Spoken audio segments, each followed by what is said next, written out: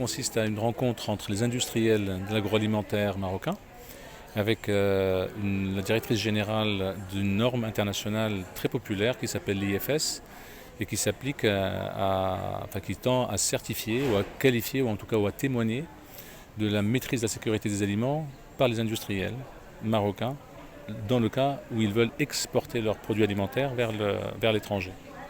Et donc nous avons invité cette personne-là pour pouvoir parler ou échanger en tout cas avec les industriels sur les difficultés qu'ils trouvent à obtenir ces certificats-là, sur les enjeux majeurs et sur l'avenir aussi de ces certifications. La certification par nature est une certification qui doit être normalement volontaire, c'est une démarche volontaire. Maintenant, si je peux me permettre, celle-là elle est quasiment obligatoire si on veut vendre son produit à l'étranger, en Europe notamment. Donc on pourrait peut-être dire qu'elle est volontaire obligatoire, je ne sais pas si ça marche en disant ça, c'est une contradiction.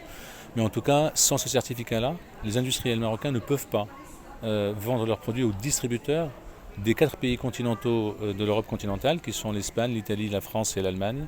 C'est une nécessité absolue. Alors les principaux freins, d'abord c'est son coût. Le coût est important, pas le coût du certificat en lui-même, c'est les dispositions à mettre en place dans les usines pour se conformer aux normes. C'est ça qui coûte cher. Il faut des matériaux particuliers qui soient lavables, il faut des formations des personnels, il faut des personnels qualifiés, il faut une traçabilité absolument sans faille de leurs produits alimentaires, il faut énormément de choses qui coûtent de l'argent sur le plan industriel en l'occurrence. Plus effectivement le coût de la certification elle-même. Donc le coût est un vrai frein, est un sujet d'ailleurs qu'on va débattre aujourd'hui, parce qu'un industriel marocain n'est pas aussi, disons, fortuné qu'un industriel, disons, européen, alors que le coût de la certification dans les deux cas est le même.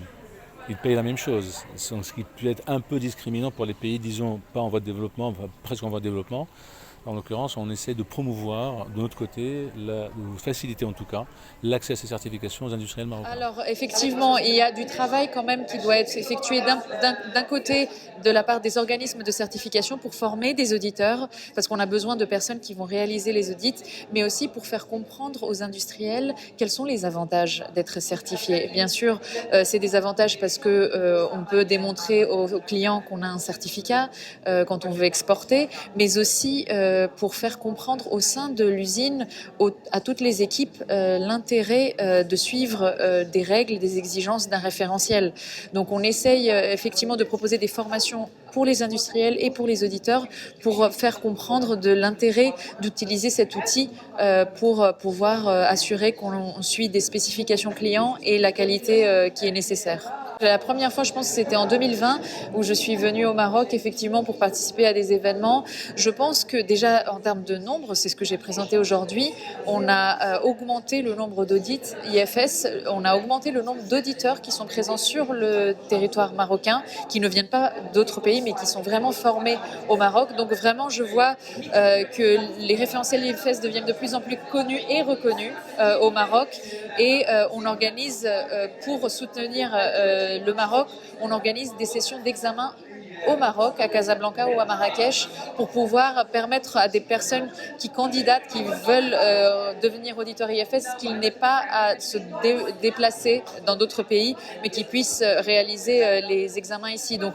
on essaye de notre côté de soutenir le développement au Maroc et je vois que ça paye, que vraiment les résultats augmentent et sont positifs.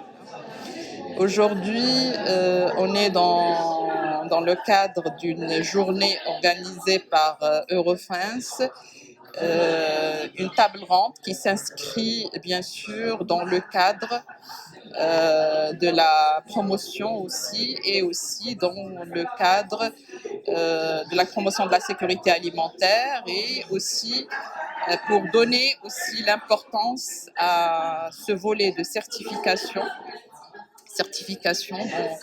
dans les secteurs agricoles et agroalimentaires. Pourquoi la certification aujourd'hui et pourquoi échanger dans ce domaine-là parce que ce qui est recherché, donc, c'est quel est l'impact de ces certifications aujourd'hui au sein des industries sur le plan, bien sûr, vision, sur le plan performance, sur le plan aussi économique, social Et l'intérêt de ces tables rondes, c'est aussi d'améliorer aussi ces systèmes, de les promouvoir aussi et de se poser un certain nombre de questions. Est-ce que nous sommes dans des systèmes de management qualité-sécurité qui sont vécus dans les industriels de façon quotidienne, ou c'est juste des systèmes qui se réveillent pendant l'audit?